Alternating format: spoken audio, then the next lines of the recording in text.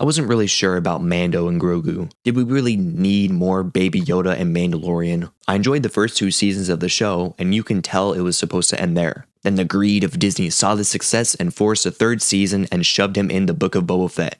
Barf. So as somebody who liked what The Mandalorian was to start, but strongly disliked the direction they took him in recently, this was a nice surprise. And honestly, this is a great first step for the future of Star Wars. And despite what everybody says, I actually really enjoyed this, and I think it's a good film. Great.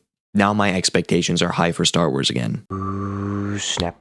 On to the ratings. I like to rate things based on 3 categories and whether I would recommend it or not. Each of the categories has a potential of 3 points it can earn. Those 3 categories mean story, characters, and execution. If it's amazing, it gets a 3 out of 3, and it can get as low as a 0 out of 3. And then if I recommend it, it also gets a point. If I don't recommend it, it doesn't get a point. All of those add up to a potential 10 points it can get for my overall score. I just like to do it that way. So let's get into the story. Star Wars is never amazing with their stories. That's not really the point. It shines with iconic characters, spectacle, and blaster fire. This movie is most the same. I was scared this was going to be just a couple of episodes of The Mandalorian stitched together in movie form. And although, yeah, there are some times it definitely does feel like this. Like an hour and some change into the movie, you kind of ask yourself, is this it? Because that was really disappointing. And yeah, it just felt like the show. It does flow nicely, even though there are times where I'm like, that's where they would end the show. And there are also a couple points where I just don't care about the action because we get it. Mando can take care of anybody. And it just gets tiring after a while. You get action fatigue. The slowdown with Grogu taking care of Mando though, that was the best part of the film. That's where I actually really started to enjoy this movie personally. It's a stark contrast for the rest of the film, which is explosions and punching non-stop. But this moment with Grogu was desperately needed. Not everything has to be so fast. A slow burn is fine when it's done well, and this film did it well. It helped break up what would have felt like a monotonous and samey film. The story in general has the Star Wars grand epic feel, and I thought it was enjoyable as a Star Wars fan. The film also didn't set up another film, nor did it unnecessarily pull from other Star Wars media, which is great because a good film should stand on its own and not on the universe it takes place in. I give the story a 2. The characters, we've seen basically everything from Mando within the first season. Definitely we've seen everything from Mando past season 3. So what kind of arc would he get this time?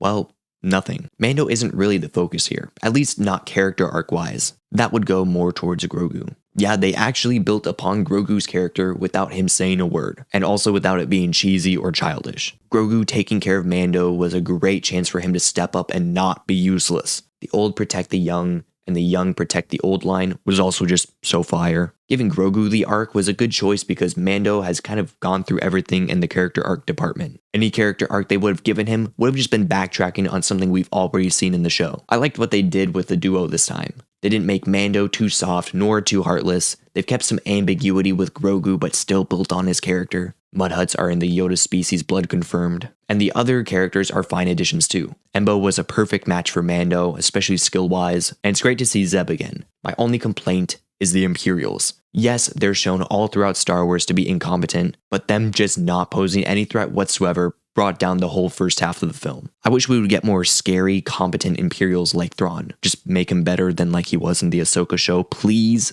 Speaking of things I didn't like, when Rada started speaking English, I was like, they've ruined the film. But it actually kind of grew on me, and by the end, I didn't mind him at all. And, he's a worthy addition, it's fine. Since he played a big role, I can see why they had him speak English, but it's still weird. I give the characters a 2. As for the execution, this is where the film makes me extremely hopeful for the future of Star Wars. For years, the industry has moved towards CGI, yet despite these many years since its introduction, the quality of CGI has only gone down. I also feel like it leads to creative laziness. Just, we'll add it in post, or we'll fix it in post. But ever since The Mandalorian show, it seems the Star Wars franchise is actually going back to practical effects. Yes, of course they have the big fancy screens they use, but I'm talking about puppets and stop motion. The original 3 films used stop motion for a decent amount, like for the AT-ATs. And for the aliens, they used costumes or puppets, which I always thought looked way better than whatever CGI they would use. Like, you can't convince me that the CGI Jabba the Hutt is better than the puppet Jabba the Hutt. And I love that they've stuck with Grogu as being a puppet rather than a soulless CGI blob. And same for the other aliens, which look to be a mixture of costumes, puppets, and some stop motion. I'm pretty sure the big robots at the end were stop motion, which is great to see. In a world of AI and poor CGI, I'm glad Star Wars is going back to their roots, and I can only hope other studios will do the same. Heck, I hope Disney and Marvel would copy this. I give the execution a 3.